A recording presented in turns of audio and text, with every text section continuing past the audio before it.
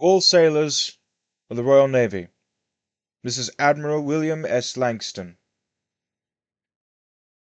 Earlier today, you heard Prime Minister Harold George's speech in Parliament, announcing the unfortunate news that we are at war with the Soviet Union.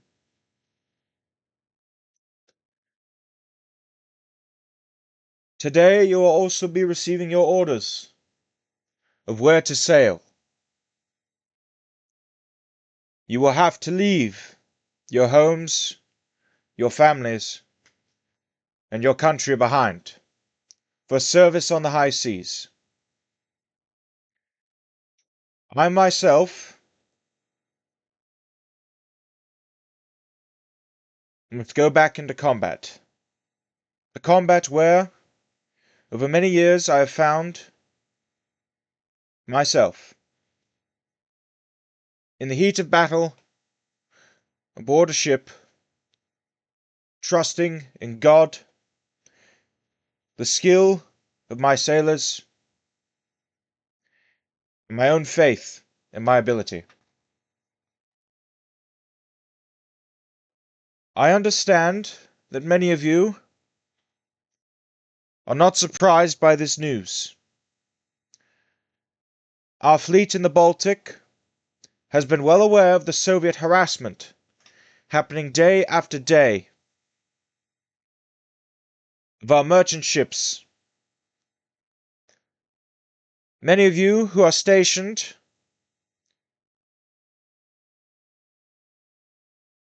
using joint bases with Germany to help patrol the North Sea in times of heavy seas to rescue civilian vessels, are well aware that the Germans have also had this same complaint. However, today we do not fight on behalf of Germany. We fight on behalf of the British people, her allies, her empire. The Prime Minister's speech was short, and many of you have heard the King's address. I spoke with His Majesty not long before this radio address is going out, and he has assured me he has faith in all the branches of the British Armed Forces, and the Navy he is trusting with arguably the most important duty of all.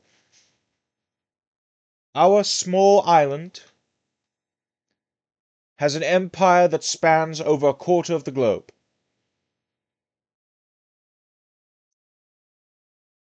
And we must defend it. The Soviet Union has allies. They have allies all over the world. The Workers' Republic of Argentina has declared that their fleet will soon move to attempt to strike the Falkland Islands should the Soviets ask for their assistance. And Argentina has already cut off relations.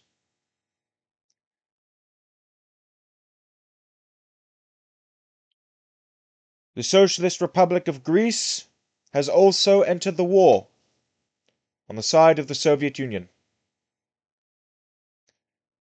The Soviets' puppet state of the Great Socialist Republic of Korea has also declared war. Many of the peoples under the Soviet thumb do not wish to give in to the Soviet doctrine of a workers' republic. I myself saw, as many of you know, the harm that came to cities like St. Petersburg when the Soviet Revolution came in the early 1900s. In the early part of this century, I personally watched the chaos that happened, where innocent civilians, for no harm than their own, of being business owners, were executed. Some of you also know I was a part of a mission to help the Tsar out of the country to save his life from an execution warrant that, had we been a day late, would have already gone through. Politics, frankly, is not my business. I stay out of them. And though, yes, my title as a lord will eventually mean I must serve my position in the House of Lords, today is not that day. I still wear the Admiral's uniform. I still am a member of His Majesty's Navy. And I am still a sailor.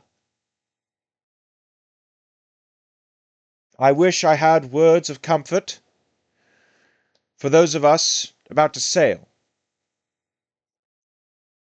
I could give the sailor's greeting, fair winds following seas.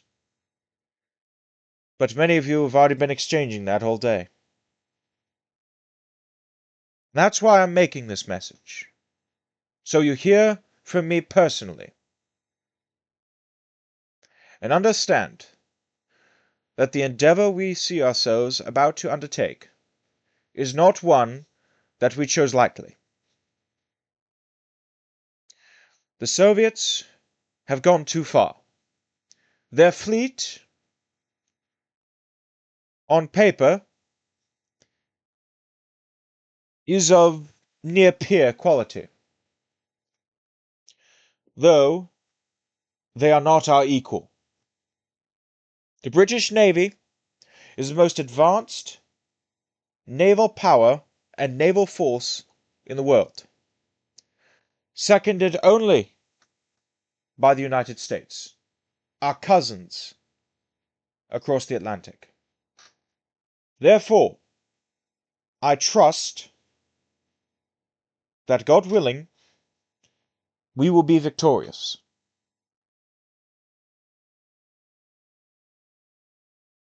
This endeavor will take years.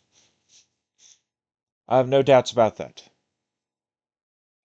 The hardest battle of the first part of this war is soon to be fought.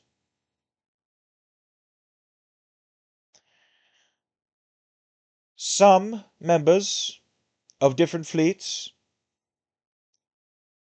are the only ones who know about where you're going to be sailing, and that is by design.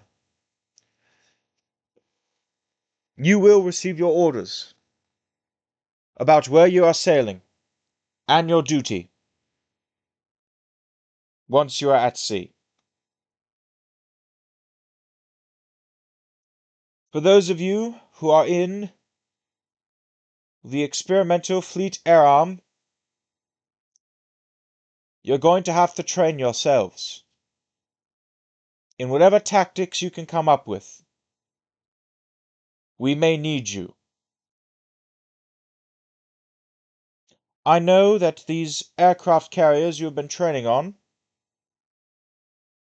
are not quite what you wish they were. Converted cargo ships, transports, and a few half-built ships designed for sail, converted to having a flight deck. I trust that through skill and perseverance, you will prevail. I know that the tactics of air warfare over the high seas are still in their infancy. You will have to go along and unfortunately figure it out. For those of us who serve in the traditional battle fleet, those few of us who are still in the service, from the time that HMS Dreadnought went down the slipway in front of the whole nation, a show of something of a new age of warfare, We remember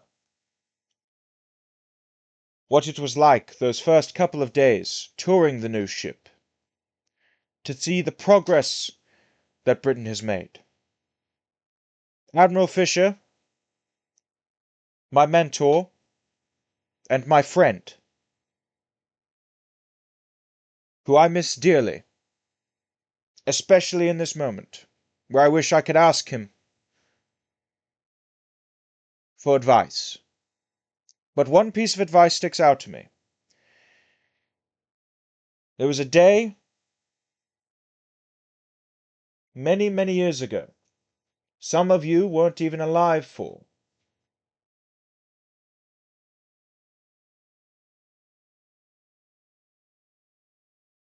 during the Anglo-Japanese War. We were stuck in a squall, ships rocking up and down as we sailed. And I turned to him and I said, Admiral Fisher, how is it that you remain calm when the naval situation is like this storm, barely predictable, with rough seas?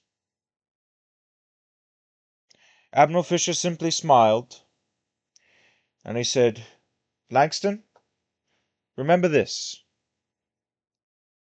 The storm may seem unpredictable, but if you know which way the wind is going, you can go from there. And I recall that piece of advice because today I had to figure out which way the wind was going. And now I have found our heading. And we go from there. Our goal, as clearly stated by the Prime Minister, Sir Harold George, is clear. Clearer than a bright sunny day in a field of golden wheat in the countryside. Sink the Soviet Navy, prevent the escape of the Soviet Navy from the Baltic Sea and the Black Sea, and to be victorious in those endeavors. Normally, you would expect these kind of speeches from men of great fame, heroes from our past, men like Sir Francis Drake or Admiral Nelson. Not me. I don't believe I am worthy of giving this speech. And yet, the Minister of Defense asked me to give this speech, to speak to you all as a fellow sailor who's given his life, his time, blood, sweat, and tears to His Majesty's service. There are many things ahead that we don't know. What the Soviet ships are capable of.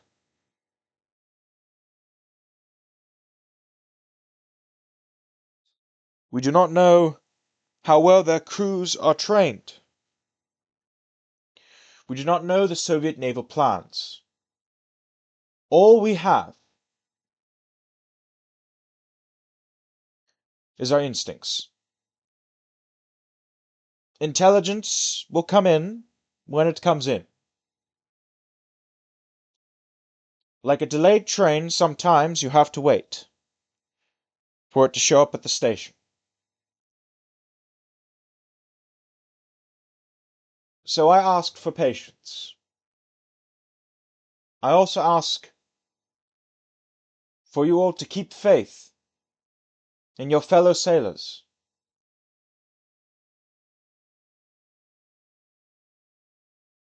I ask you all to trust in each other as brothers in arms, no matter if you're from Ireland or Liverpool, from the Highlands of Scotland to Cornwall. from the bustling city centres of London to the vast countryside in Northumberland.